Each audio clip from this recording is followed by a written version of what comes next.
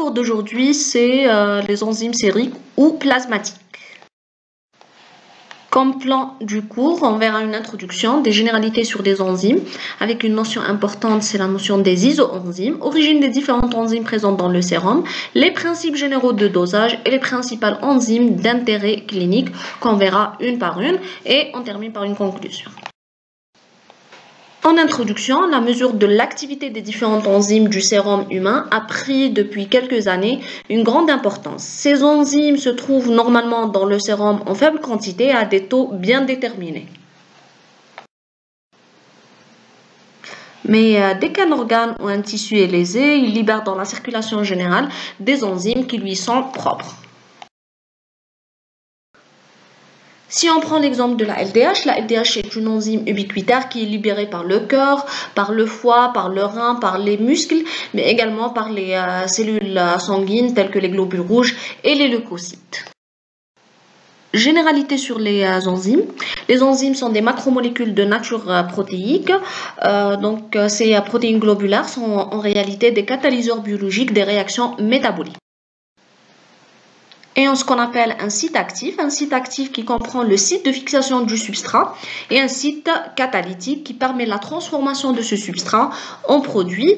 Et il faut noter que ces enzymes changent de conformation spatiale après fixation du substrat. On verra maintenant les propriétés des catalyseurs.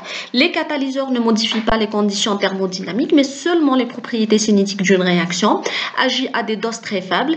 Ce catalyseur plutôt est régénéré en fin de réaction et leur activité est modulable en fonction de l'environnement, tel que le pH, la température, les substrats et même en présence d'activateurs ou d'inhibiteurs. Donc si on prend le cas par exemple pour le pH, on prend le cas le plus connu, c'est le cas des phosphatases. Cette famille où on a des phosphatases acides qui agissent en milieu acide et on a les phosphatases alcalines qui agissent en milieu alcalin. Notion d'isoenzymes. Donc les isoenzymes sont des variétés moléculaires d'une même enzyme qui possèdent une activité catalytique identique. C'est-à-dire ces isoenzymes ont des configurations spatiales différentes et différentes elles par leur localisation tissulaire, leur mobilité électrophorétique, leur stabilité thermique, leur coefficient cinétique ainsi que leur sensibilité à certains effecteurs. Si on prend le cas de l'amylase, c'est une enzyme qui a deux isoenzymes, l'une salivaire et l'autre pancréatique. L'origine des différentes enzymes présentes dans le sérum humain. Donc on a des enzymes spécifiquement plasmatiques et on a des enzymes non spécifiquement plasmatiques.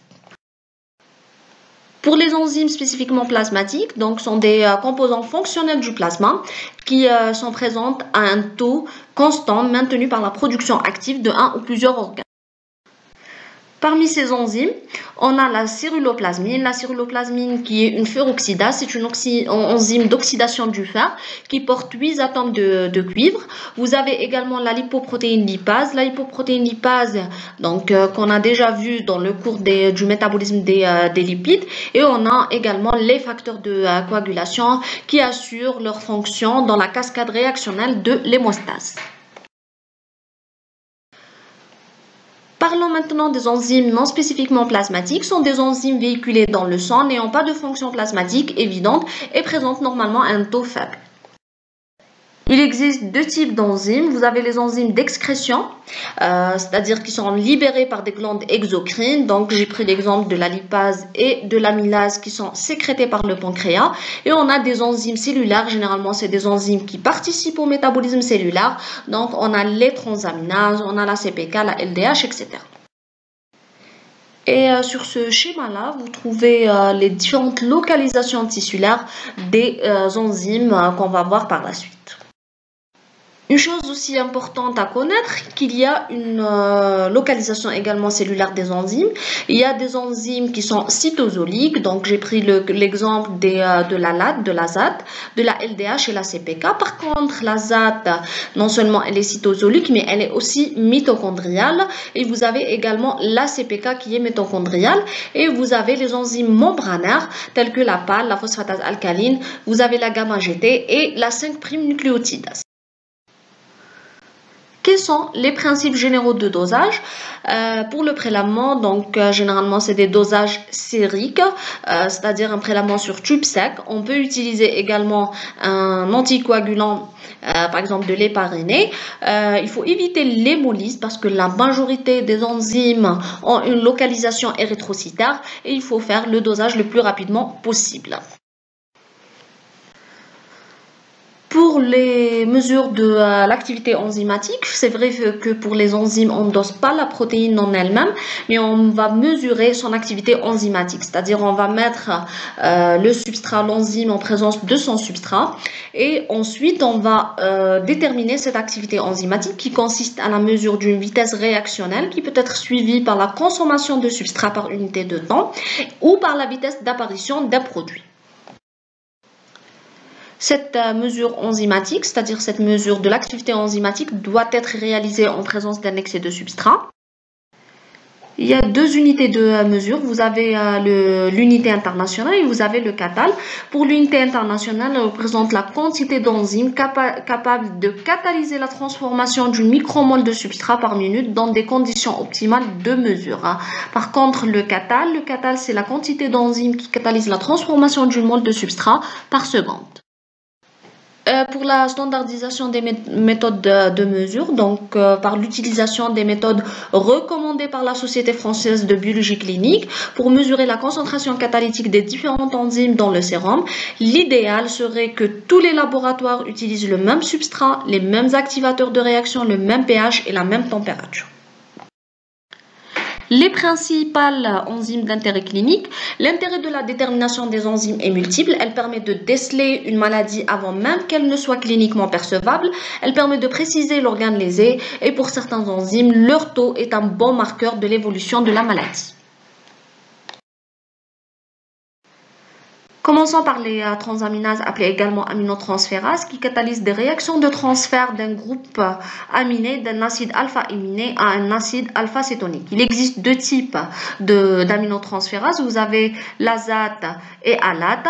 Donc les deux ont comme coenzyme de la vitamine B6 ou ce qu'on appelle le phosphate de pyridoxal. Première transaminase, vous avez la TGO appelée également azate, donc pour transaminase glutamino-oxaloacétate ou aspartate aminotransférase. Donc cette enzyme, qu'est-ce qu'elle fait? Elle va transférer un groupement aminé de l'aspartate. Elle va le transférer à son coenzyme qui est le phosphate de pyridoxal qui se transforme en phosphate de pyridoxamine. Et elle va libérer le premier produit qui est de l'oxaloacétate. Ensuite, c'est-à-dire en second temps, elle va transférer le groupement aminé du phosphate de pyridoxamine sur l'alpha-cétoglutarate qui se transformera en L-glutamate. Elle est essentiellement présente dans le cœur, mais aussi dans le foie, le muscle, le rein, le pancréas, etc. Donc, une chose qu'il ne faut pas oublier, c'est que les azates sont c'est-à-dire sont cytoplasmiques et mitochondriales. Pour la méthode de dosage, donc c'est des méthodes cinétiques, l'azate, donc présente dans votre échantillon, sera mise en présence du réactif de travail qui contient ces deux substrats qui sont l'aspartate et l'alpha-cétoglutarate. Donc elle va catalyser cette réaction de transamination. Ensuite, vous avez une deuxième réaction, donc catalysée par une enzyme auxiliaire qui est la malate déshydrogénase qui va transformer l'oxaloacétate en malate avec oxydation du coenzyme réduit qui est le NADH+ en NAD+, sachant que la vitesse de disparition du coenzyme réduit à 340 nanomètres est proportionnelle à la concentration des azates. Les valeurs normales, ça varie entre 5 et 40 unités internationales par. La deuxième transaminase, c'est la TGP, ou appelée également alate. Donc, cette alate, qu'est-ce qu'elle fait? Donc, elle va réaliser une réaction de transamination entre l'alanine et l'alpha-cétoglutarate. Elle va transférer, donc, en premier temps, le groupement aminé de l'alanine sur son coenzyme qui est le phosphate de pyridoxal pour donner la phosphate de pyridoxamine. Et libère le premier produit qui est le pyruvate. Ensuite, en deuxième temps, elle va transférer ce groupement aminé du phosphate de pyridoxamine sur l'alpha-cétoglutarate qui se transforme en glutamate avec régénération du phosphate de pyridoxal. Alors la LAT, elle est surtout hépatique, mais elle se trouve en faible concentration dans le muscle, le cœur, le rein, etc. Et la LAT, elle est uniquement cytoplasmique. Pour la méthode de dosage, donc la LAT retrouvée dans votre échantillon sera mise en présence de ces deux substrats qui sont l'alanine et l'alpha-cétoglutarate. Elle va catalyser la réaction de transamination entre les deux, donc libérant du pyruvate. Ensuite, le pyruvate, sous l'action d'une deuxième enzyme auxiliaire qui est la LDH, elle va le transformer en lactate avec oxydation du coenzyme NADHH+, sachant que la vitesse de disparition du coenzyme réduit est proportionnelle à la concentration initiale de la LAT. Les valeurs usuelles sont de 5 à 55 unités internationales par litre. Les variations pathologiques, c'est vrai que ces enzymes sont des enzymes ubiquitaires, c'est-à-dire elles augmentent dans plusieurs atteintes d'organes, mais surtout, on va détailler les affections hépatobiliaires et les affections cardiaques. L'autre fois, on utilisait la TGO comme marqueur cardiaque, c'est-à-dire avant la découverte des troponines et de la myoglobine et de la CKMB, c'est-à-dire des autres marqueurs cardiaques. Donc, cette enzyme, elle permettait le diagnostic de l'IDM et on trouve également une élévation des TGO dans les embolies pulmonaires et dans les infarctus rénaux. Pour les affections hépatobiliaires, dans les affections hépatiques, la demande d'analyse n'est pas limitée à une seule transaminase, mais plutôt aux deux, donc à la TGO et la TGP. Concernant donc les affections hépatobiliaires, dans l'hépatite aiguë, quelle que soit la cause, donc il y a une forte augmentation des TGP, donc 10 à 100 fois la normale. Par contre, le taux de la TGO, il reste modérément élevé. Il faut noter aussi que l'élévation des transaminases est le seul signe biologique des hépatites virales anictériques. Par contre, dans les hépatites chroniques ou bien les ictères par obstruction et les ictères cirrhotiques, l'élévation des transaminases, elle reste modérée. Il faut noter aussi que certains médicaments tels que les antiépileptiques, les anticoagulants, les salicylés peuvent entraîner une augmentation donc modérée du taux des transaminases.